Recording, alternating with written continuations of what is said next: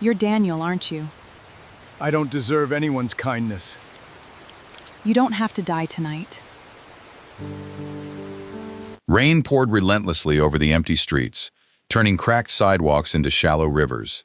The wind howled through broken windows of an abandoned building on the edge of the city. It was the kind of place most people avoided, especially after dark. Curled against a cold concrete wall sat a homeless man. His beard had grown wild. His once sharp jawline was hidden beneath weeks of neglect. His clothes were torn and stained, his shoes were falling apart, and his trembling hands clutched a small bottle of pills. His name was Daniel. 2 years ago, his face had appeared on magazine covers celebrating America's youngest real estate millionaire. Today, no one recognized him. He stared at the bottle for a long time. The rain soaked his clothes, but he didn't move. His eyes were empty. His heart was heavier than the storm above him. Slowly, he whispered to himself, "I've lost everything. My family, my friends, my future. Maybe the world would be better without me." Just as he loosened the cap on the bottle, the sound of tires rolling through water echoed across the empty street. Bright headlights cut through the darkness.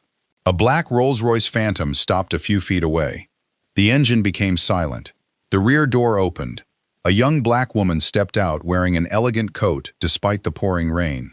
She wasn't surrounded by bodyguards. She wasn't afraid. She looked directly at the broken man sitting against the wall.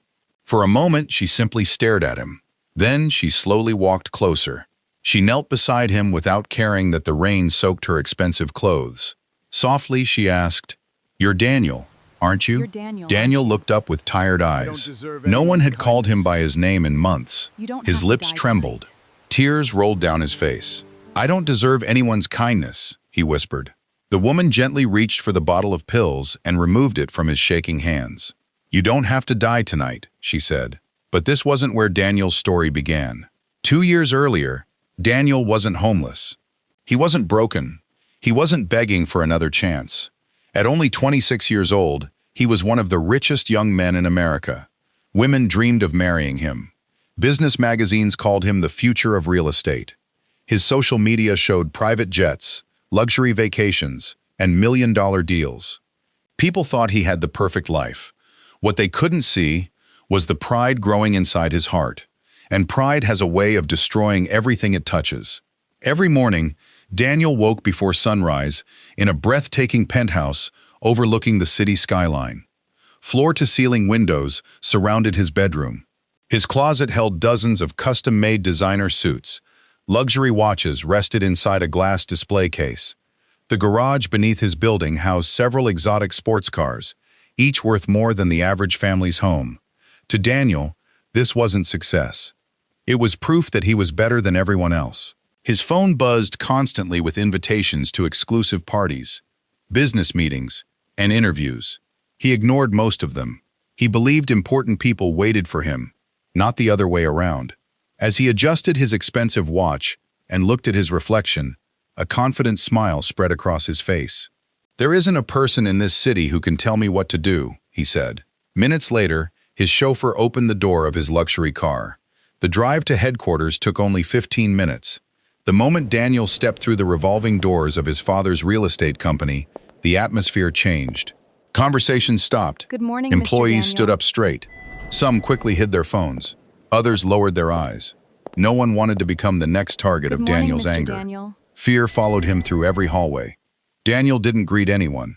He believed greetings were for equals. And in his mind, no one was his equal. As he walked toward the executive elevator, a young receptionist nervously smiled. "Good morning, Mr. Daniel." He didn't answer. Inside the morning, Mr. boardroom, Daniel. department heads had gathered to present quarterly reports. Everyone looked tense. Halfway through the meeting, a junior assistant accidentally dropped a stack of I'm so sorry, documents sir. onto the polished conference It was table. an accident. Papers scattered across I'm the so floor. sorry, sir. The room fell silent. an accident. The young woman immediately apologized. "I'm so sorry, sir. I'm It so was an sorry, accident." sir. Daniel slowly an stood from accident. his chair. He looked around the room before speaking. "So this is the level of incompetence I'm expected to tolerate?" The assistant's hands shook as she hurried to collect the papers. "I said I was sorry." Daniel folded his arms. Sorry doesn't make people competent. No one spoke. No one defended her. After a long pause, Daniel looked at human resources. Terminate her employment before lunch. The young woman froze. Her eyes filled with Please, tears. I need this job. Please, Mind her medical I bills. need this job. If you wanted to My keep mother your is job, you sick, shouldn't have mistaken. and I'm paying her medical bills. Daniel didn't even look at her. If you wanted to keep your job, you shouldn't have made a mistake. Security quietly escorted her from the room, while everyone else watched in silence. Daniel simply sat back down and continued the meeting as though nothing had happened. To him, people were replaceable. Compassion was weakness, and kindness had no place in business. He had no idea that life was already preparing a lesson money could never buy. To be continued.